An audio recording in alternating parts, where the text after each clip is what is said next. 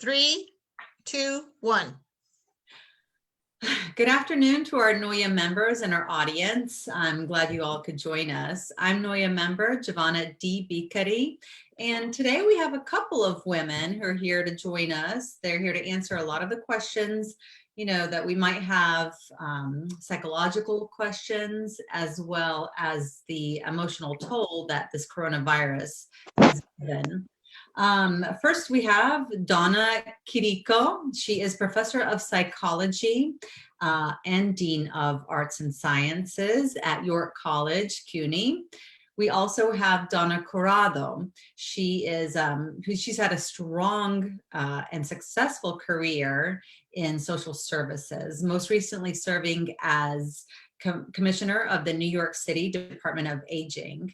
With so many things changing quickly, we are glad you ladies are here to help clear things up and answer any questions we might have. So thank you ladies for joining us.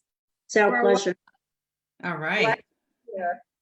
All right, Donna Chirico, can you wave at us so I can differentiate you guys as well? Awesome, as well as Donna Corrado, thank you for being here. Thank you. All right. Okay, so we'll just dive into the first question.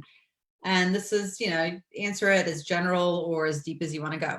How long does it take for a society generally to bounce back after a virus as serious as this one? Okay, I'll try that one. Given that in this particular instance, this is a global pandemic that we're dealing with. So it may take quite some time, I believe, to recover. The fortunate thing is that in this country, in the United States, we have far more resources than many other countries that, we started with a strong baseline economically, technically, and I really feel that we will probably bounce back a lot sooner than some of these other countries in Europe and in Asia. So with that, I remain hopeful in that sense. On the other hand, we were very late in reacting to the healthcare crisis, and depending on our ability to mitigate the crisis and stop the spread of the virus really will depend on how fast we can bounce back, at least economically, and get back to some level of normalcy or the new normal. But there will be ramifications, I think, economically and psychologically. All right, Donna Chirico, do you have any input for that? I would add that at the macro level, I would tend to agree, but we cannot forget, as in the case of 9/11 or other previous kind of national disasters, that there are always going to be the vulnerable who don't bounce back, right, or who have a harder time. And since we're talking about psychological issues, we kind of have to keep that in mind, that things may be going well overall, but there are going to be individuals who struggle to bounce back. And those are the folks we need to pay attention to and help. How do we notice these individuals? Are you talking about a socioeconomic group of people, or who are you? Not necessarily. I don't think that it is necessarily bound by socioeconomics. I mean, I'm sure as we talk, we'll speak more about some of the current conditions, people who have anxiety, people who lose their jobs, people who already have pre-existing mental health issues, right? These are the individuals who are going to have a greater struggle even when the country bounces back as a whole. Gotcha. Okay. Donna Corrado, do you see a shift in our cultures with respect to this virus?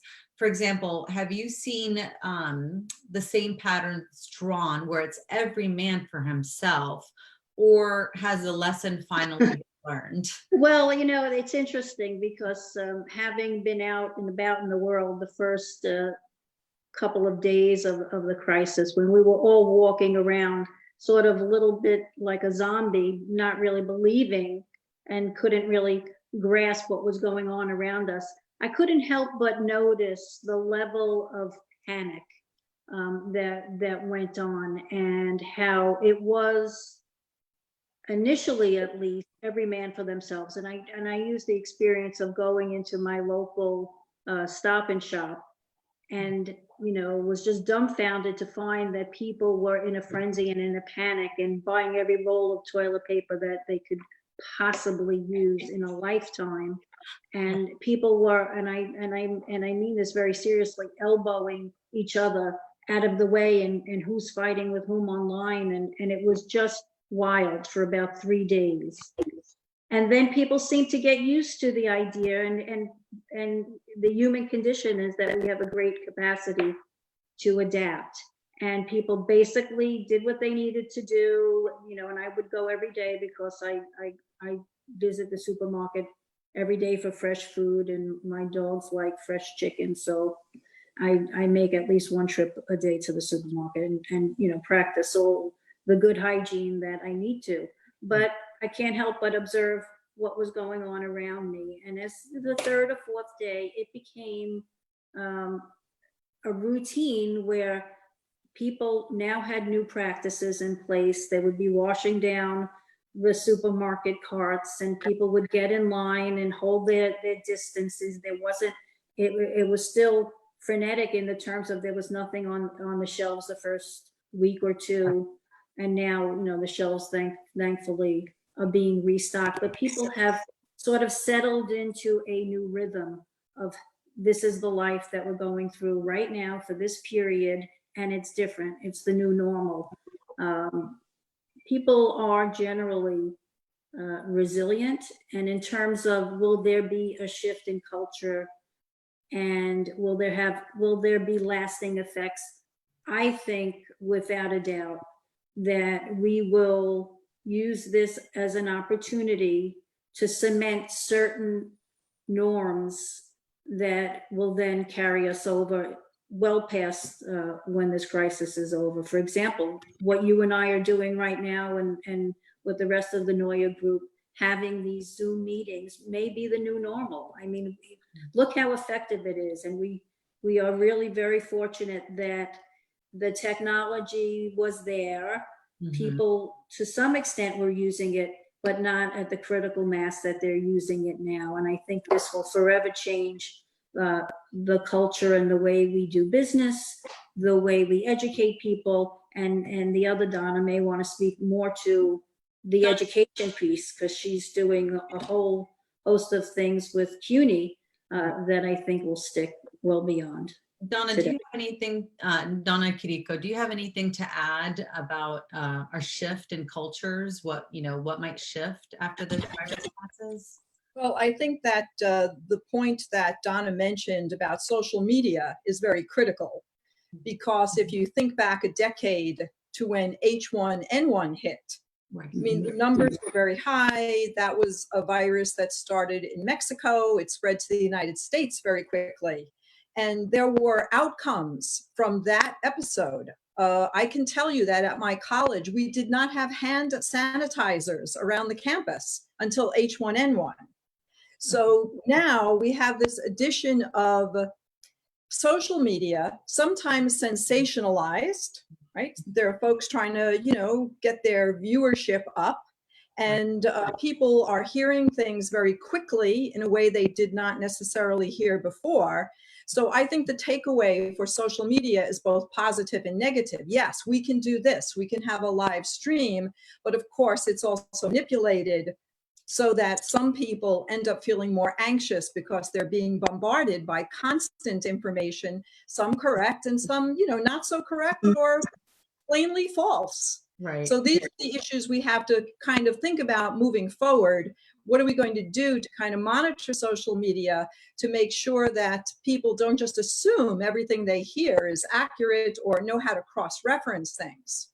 So going back to both Donnas, this is for both Donnas, I'm asking if you're going to see a shift in cultures, and has our lesson been learned? You ladies gave great explanations. Now, is there something deeper? Why is everyone running out for the toilet paper and the paper towels? Do they feel that why do they feel they are so alone? Well, people in production that are making the toilet paper, there's farmers out there that are growing the foods. Why do people feel so alone that they have to feel that it's every man for themselves? Well, I mean, I think when we're threatened as individuals, as a society, as a culture, we go back to our primal instincts, and that is the fight or flight response. And people automatic knee-jerk reaction, let me go out and buy things that I may need. And toilet paper being one of those necessities. You can pretty much live without a lot of things except toilet paper, food, and water, right? So those were the first things that went off the shelves. And I think after that initial adrenaline rush, people will calm down a little bit. They get a sense of rebalancing, and they become more of who they generally are. Okay. So, for example, if you're a hoarder, if you are a very selfish, narcissistic type person, you're going to buy more toilet paper and hoard it for yourself. And if you are somebody who's more extroverted and caring about other people, you're going to be buying that toilet paper and standing on the street corner and giving it out to anyone that comes along. So we become more of who we are in a heightened emotional environment. And I think that you're seeing that every day. So if you're the person who generally self-isolates personality, you will become more and more reclusive. And if you are somebody who generally thrives and has a pretty healthy sense of self and needs other people around you, you will find ways to connect to people. You'll be using social media. You'll be going for a walk and waving at someone, or maintaining those connections that you should be maintaining. So for people who are anxious and depressed, there are things, and let me just say that it is normal, sense of whatever normal is, to be anxious and depressed in a global crisis. This is not, everyday affair. So people, if they find that they're a little depressed or they're anxious, this is okay. Okay. This is appropriate to the times that we're living in, and it need not necessarily last beyond the crisis. Right. So there are different levels of psychological distress. Okay. I would like to make a point about that. People may not understand that there are really two types of anxiety. There's what we call trait anxiety, which is your kind of natural state of anxiety. Some people are more anxious than others normally, right, in their normal course of life. We all know someone like that. Well, all of us should have some level of anxiety, otherwise we wouldn't really be alive, right? Right. So there's this trait anxiety that you bring to the situation, but then there's also state anxiety, which is the anxiety that's raised by a particular situation. Mm-hmm. Therefore, somebody who comes into it with a higher level state anxiety, higher level trait anxiety, is going to be even more anxious. Whereas someone who tends to be more on the low anxiety side, their sense will be heightened, but they're not going to leap to panic or leap to fear the way somebody else might. So we also have to remember that people come into the situation with their own set of characteristics, and a difficult situation, as Donna pointed out, will heighten very often those characteristics. And in this case, anxiety is a biological trait, and everyone has different qualities, and they're going to react differently in this situation. Sure. Mm-hmm. So you're saying there's two types of anxiety: the trait that you're born with, that Correct. You actually are, and then some heightened level. It's a state anxiety. In other words, you're in a situation that causes anxiety. You're in the forest, you see the bear. Everybody should be anxious. Right. Some people are going to react. You're going to react differently based on that. Mm-hmm. Right. No, I know exactly what you mean. I have a friend whose anxiety is already her trait. I've learned a new word. Her trait anxiety is already, to me, this high. And then with this, coupled with this, I feel like it's gone through the roof. You know, she's called me. She said, hey, I've got 6 months worth of paper towels, toilet paper, whatever. And I said, so is that your plan? Like you're living for 6 months and then you just fall off the world? Like what's going on after 6 months? You Right. know? And colleagues of mine who are clinical psychologists have seen a spike in patients calling in or clients calling in because of that heightened sense of anxiety. Mhm. So that's a good thing, right? So if you have somebody at hand whom you can speak to, then Yes. that person can help you allay some of that feeling. But Right. you know, we're seeing that both in the private sector of clinical psychologists and also an increase of anxiety in the state psychiatric institutions, which is also problematic. So it's something that we have to kind of monitor very carefully. Okay. All right. So let's go to the next question. Do you see a shift in our priorities in life that might last after this virus hopefully disappears? If so, give us an example. For example, you know, do you see a shift in priorities in life in reference to school, communities, resources, ethics, animal ethics, even? So, I mean, I think we can look at some lessons from 9/11. Okay. And certainly that was for people who lived in New York City or whose lives were directly impacted by 9/11. They did have a change in how they viewed the world. Many of them made life decisions to change either where they lived, what their career paths were. People tended to make decisions based on this life event.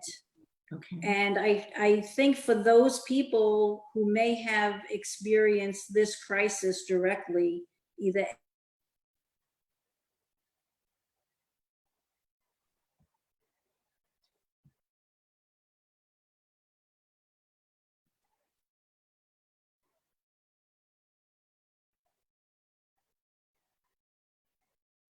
but for the vast majority of people, in terms of their individual habits, I think personally, you know, the laws of inertia are much greater. And I think we will see people revert to how they usually go about their business. Now, as I spoke to, you know, there may be shifts in how in processes, Mhm. but individual people and how they go and live their lives or whatever, I'm not sure. I think people basically, it's like a rubber band. They'll snap back. Okay. And unless we codify certain changes, for example, you can, you know, and this is a little absurd, but unless we make a rule that you, or a new norm where you cannot, you know, be in a supermarket without standing 6 feet away from someone, they're going to go back to how they normally shop. So I think, you know, that remains to be seen, just, you know, in terms of an individual level. In terms of animal ethics, I mean, you may be referring to how, you know, the virus is thought to have started with a bat transmission. And I recently had the opportunity to tour Southeast Asia, where they have these huge markets, and the sanitary conditions in those markets by United States standards are actually deplorable. Will you see something there that might be different? You're talking about, you know, we're a very, very young society in the United States, but for years and years and thousands of years, this is how they conducted, you know, their exchange, and the market is so ingrained in their culture. I'm not exactly sure if they'll change those sanitary habits. I'm not sure. Do you feel like here, though, in the United States, you feel like we might change some of the animal ethics? You know, everyone jokes, and you've seen the memes, I'm sure, about how it feels to be, you know, isolated, how it feels to be in jail, how if we're all on good behavior and stay quarantined, hopefully this will go away. Well, you know, a lot of people are posting things of, well, you know what, this is what animals in a zoo feel like. They're in this little enclosure, or, you know, maybe let's just say that this virus did not come from China, but once, you know, you see those graphic images that some people have never seen before, maybe they'll think twice. And then, you know, the schools, you know, we're going to see any changes in schools? I think you're going to see changes in schools because the issue of online and distance learning Right. and the controversy has been going on for some time. Mhm. There are people who are staunch advocates of this and people who believe there needs to be face-to-face in the classroom contact. I will tell you, I am in the latter group. So my concern at this point is that if this incredible historical experiment goes well, that we will see much more distance learning. And I have great concerns about that, especially at the grade school level, where social interaction is exceedingly important to the development of children. And how will being in an online or distance community impact things like empathy? Yeah. There's Or sharing, concern about someone else. So these are things I've been thinking about recently. Oh, I totally understand. I mean, you have schools and those are basically your playgrounds for learning for younger kids, at least. Right. Mm-hmm. But even at the adult level, even at the college level, I mean, the give and play, the give and take that occurs in a classroom to me is very unique. Yes, we can speak like this online, but having had both experiences and taught in both ways, at least for me personally, it seems more meaningful to be in a room together with people. So this is something that may change, and I would not be happy about that change, that's for sure. Okay. Donna Corrado, did you have anything else to add to No, that? but I tend to agree with the other Donna, and just in terms of the experience. But then again, part of that is not only do we know a lot about human development, but we also know it also is a generational preference, and we can't get away from that as well.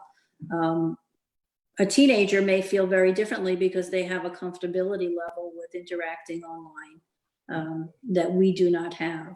But certainly for those people who do not have access to a college, or for single parents and that are holding down multiple jobs, this may create more opportunities for them to actually get a higher education.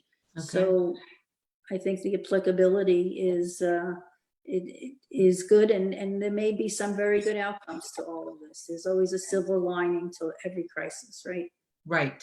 Maybe. And speaking of silver linings, I'd like to find what the silver lining would be to what we could come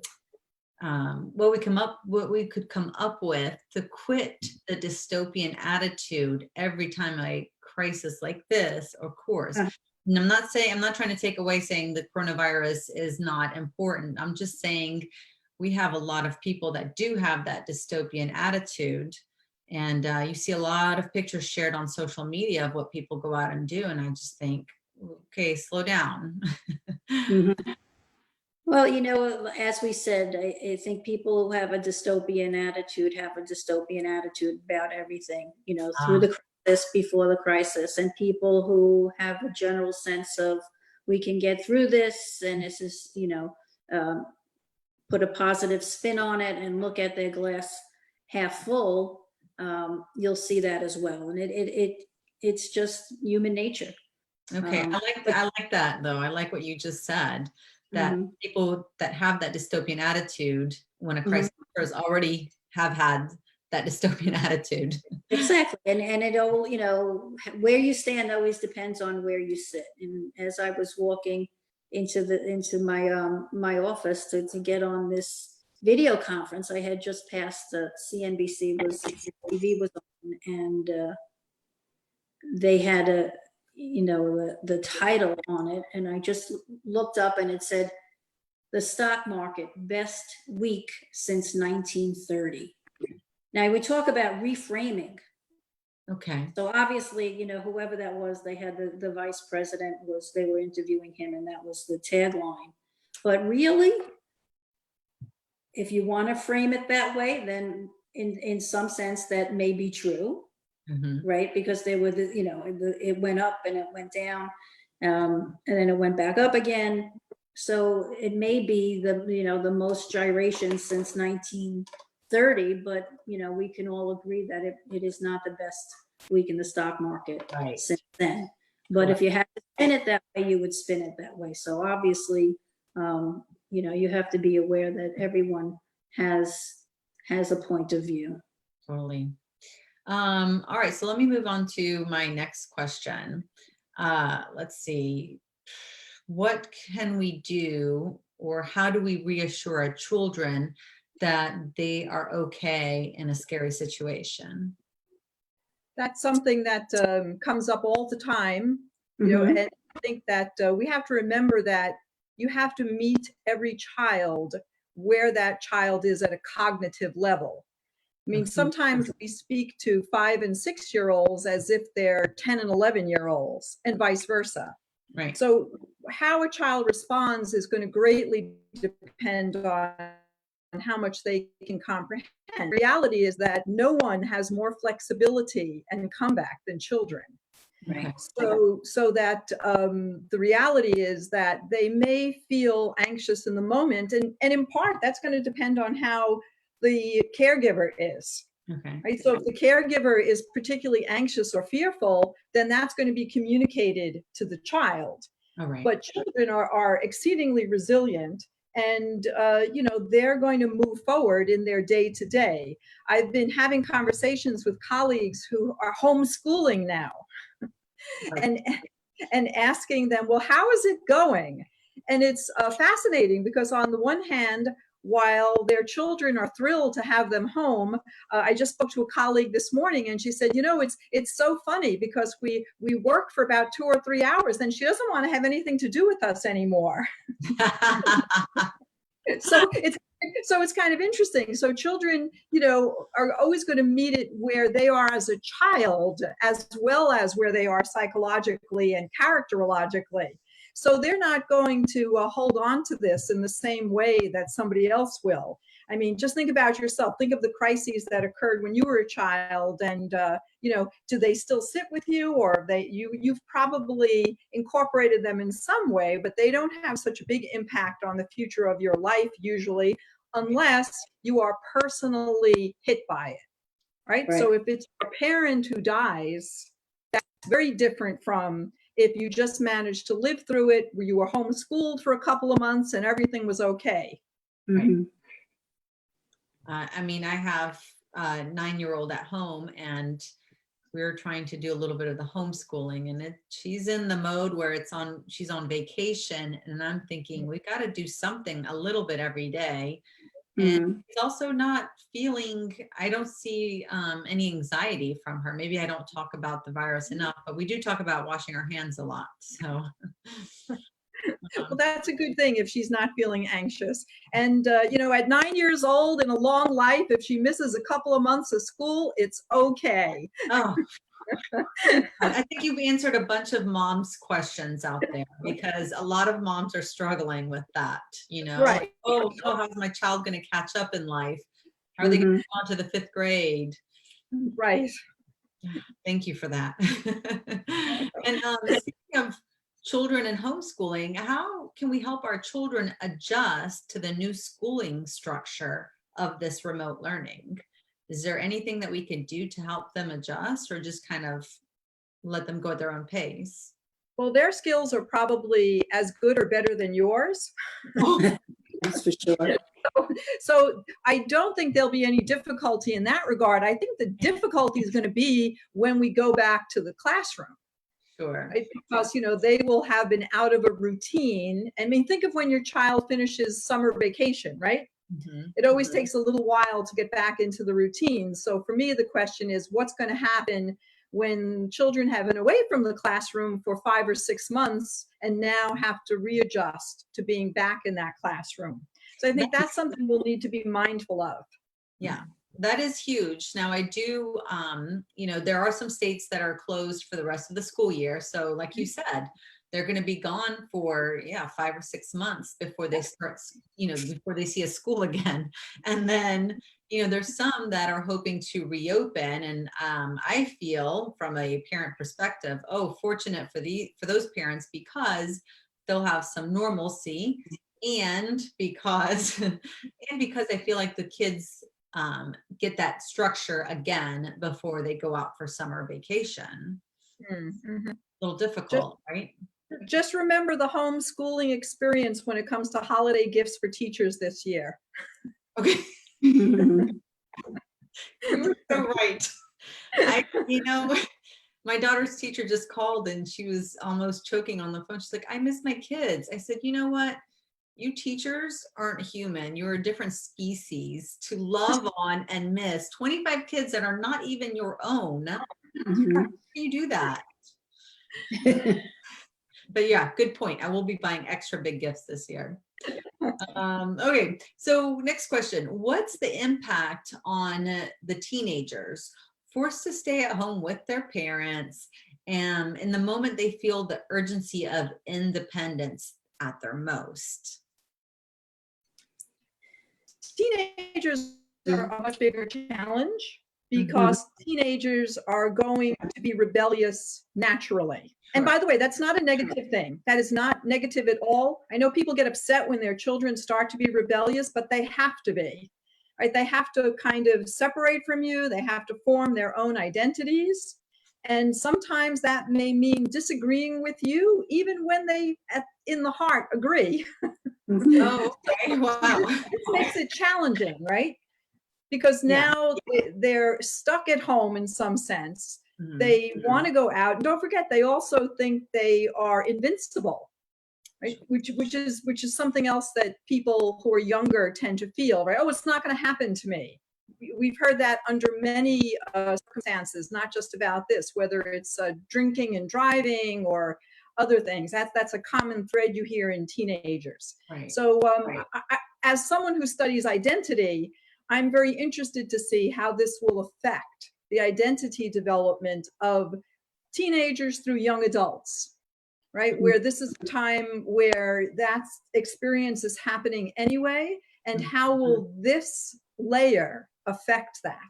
Okay. Donna And I Corrado. think it's important, that this is a normal stage of development and the parents having some understanding of what that entails and allowing that natural growth process to occur while they may get on every one of your nerves, Right. giving them the space, the time and the privacy to do what it is that they need to do, and respecting those boundaries. Okay. I think All right. Next it's question. a challenge, right? Because we're all under the same roof and in the confines sometimes of a very small apartment or a home, but we can find ways to give each other some space.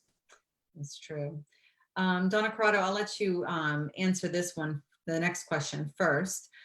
How can we help older parents who are on their own or in a facility and are now feeling even more isolated, anxious, and lonely? Sure. So I think if this crisis has impacted one group in particular, it's definitely older adults. We know that older adults, just the chronological age makes them more vulnerable. They generally have more chronic conditions and the virus is, more susceptible to people that have compromised immune systems. So not every person over the age of 65 is going to be, at death's door if they do contract the virus. Right. But a fair number of people are particularly vulnerable, and many of whom were socially isolated before, now even more so, now that they can no longer go to a senior center or go for a walk in the park or whatever social groups they may have had and no longer can congregate together. So we have to find ways to support older adults, and certainly a number of them, they're in the total number of older adults, the people that are in nursing homes and in assisted living facilities, for example, is a very small percentage, but nonetheless, those are the ones that are most vulnerable. Right. And for adult caregivers, or if we all have parents somewhere, if they're lucky enough to still be around and still be alive, we need to check in on them, and get them the supports that they need to make sure that they have the nutrition that they need, that they have some type of interaction with other people. And there are a number of things that we can do to help that. Could you give us a couple of examples? So now in New York City, for example, the senior centers are delivering meals door to door. So if they don't already, haven't already accessed some type of nutrition or not able to get food in one other way, some other way, they should call their local senior center, and they can find that out by just calling 311, and they will deliver a meal to them, to their home. Okay. So creating phone trees, for example, everybody should call at least 5 people that they know, and anyone over the age of 65. Call your older friends and make sure, check in on them every day, and then get 5 other people to call them. And, it doesn't necessarily have to be a long phone conversation. Many seniors, there's a big myth that they do not use technology. Many of them do. Most of them do somehow. Text them, call them, video chat with them, let them know that you're thinking of them psychologically. That goes a very long way for an older person. That's home. And you can, if you ask other people to do that as well. Certainly if people are having challenges in terms of psychologically, there are numbers that they can call to get support and help, and speak to a crisis counselor, for example. So they can call, if they live in the New York City area, NYC Well, or they can text WELL to 65173, and we can also post those numbers online. Okay. Well, I have a viewer question. And this applies to everyone, New York City included, I'm sure. So the question is, how do we speak with our older parents to encourage them to stay home? My parents, aged 85 and 80, are insisting on going to the big box grocery store.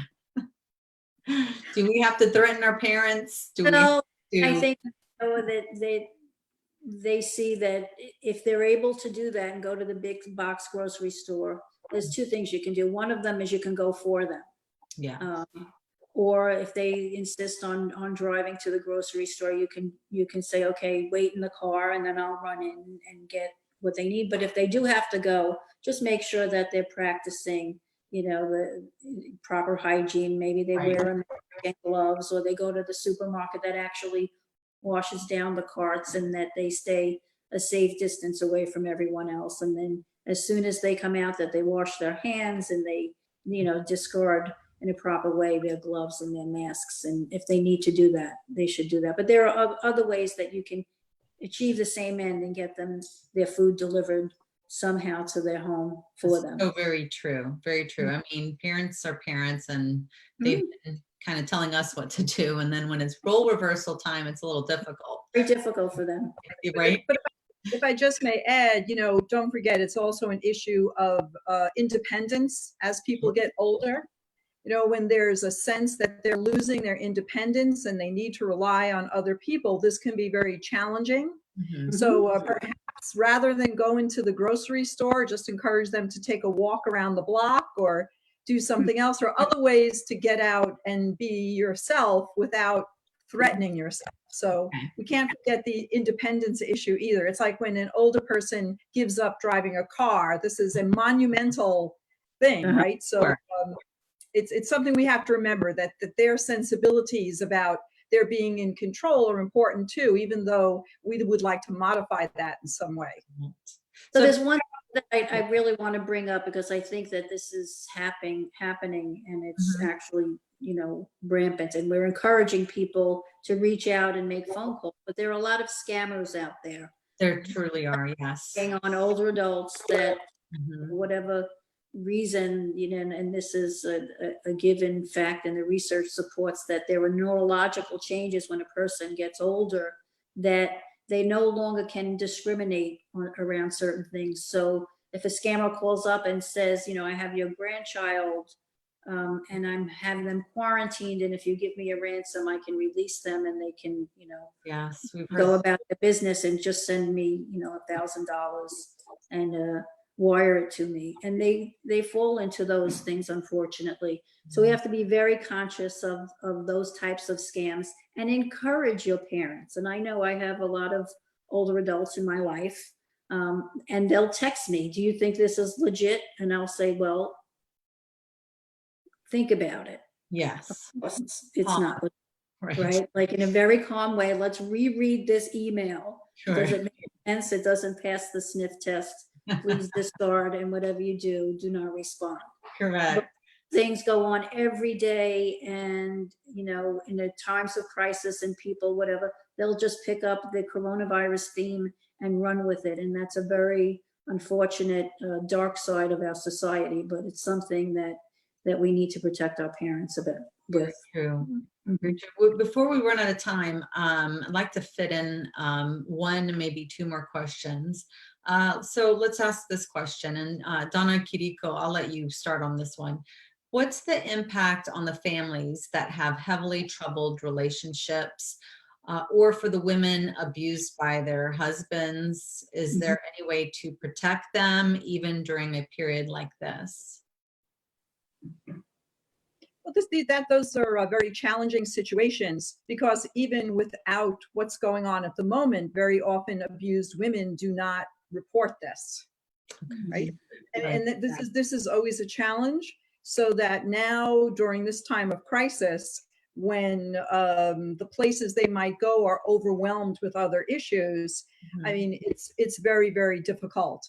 One really has to suggest that if you're trapped, if you're quarantined with someone and there's things going on, you need to, as Donna mentioned, you can call 311, and they would, if you're in the city, and they're happy to give you some assistance.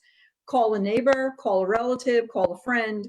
I mean, the issue of self-quarantining, if you're having that kind of conflict in your home, no longer applies, right? You have to get out of there. So get out, go to the nearest police station. I mean, you shouldn't feel that you can't leave because of that. And I would hope that people did not think that way. But that's a very difficult circumstance to begin with, whether it's a spouse or whether it's a family situation that's very difficult. They tend to kind of brew over time, and it's very difficult. I mean, when you're asking about how things will change, I mean, one of the hardest things is for people to change. So if you have a very difficult situation as you're describing, that is something that's even more challenging to try to get past. Right. So I want to try to fit in one more question before our time's up. If you could say something in one sentence, a little piece of advice that people could tell their friends, just sum it up in one sentence. What can we do to help people with anxiety and depression as the heightened tensions of the situation present themselves? So, I have a friend here, I have a friend there that's, each at my ears. Oh, this, oh, that. I need something in one liner to give. One sentence is self-care. So if you can take care of yourself, do some meditation, do some deep breathing, if you can journal, for example. You know what? We all need to write a book about this. It's an extraordinary experience in our own human history. So tell your story, write it out. It will help alleviate your anxiety. Be creative, and just go for a walk. And I hate to say that, as a psychotherapist, one of my supervisors years ago gave me the advice about a person who was in dire psychological straits. And she said, tell her to draw a warm bath and light a candle, which is the wrong advice for somebody who has severe psychological problems. But somebody who is just anxious, and situational anxiety, you need to be anxious because there's a lot going around in the world. Right. Do something good for yourself. Take good care of yourself. If you're severely depressed and you cannot get out of bed and it's at a different level, then you need to seek the support of a professional and get professional counseling and call up your therapist and get some help and support. I can't stress that enough. But for the majority of people who are just feeling, a situational level of anxiety, which is absolutely normal under the circumstances, just practice self-care and we'll all get through this because no one is in this alone. Okay, Donna Chirico, do you have a one-liner or one sentence that Well, I you think love the qualification made about if you have more serious problems aside, right, that's a different issue. But I always like to give the same advice I give all the time. Take some time out and make sure you're having some fun. Okay. I mean, whatever that is for you, right? In other words, you're right. We all talk about self-care, and I think this is important, but that means doing something that makes you feel good in the moment, even if it's just 10 minutes, a 10-minute break from all the craziness in the world. You need that 10 minutes. For me, it's playing show tunes. So when we're done, I'm going to go play some show tunes. I like it. I like it. Now, listen, I'm really pushing for time here, but let me ask you a couple more questions. Donna Chirico, real fast. In your opinion, do you think there'll be a shift in culture in Italy? I think there will be a shift in certain ways, Okay. particularly to the healthcare system, I hope. However, I think that any shifts that take place will likely be short-lived. Okay. This is Wow. usually what happens, right? There's a crisis, Yes. we change things in the moment, and then as Don tend to go back to what was there before the crisis. Wow. So Okay. I think that this is where governments, where leaders have to step up to kind of get people to understand there are certain changes that have to take place systematically, right?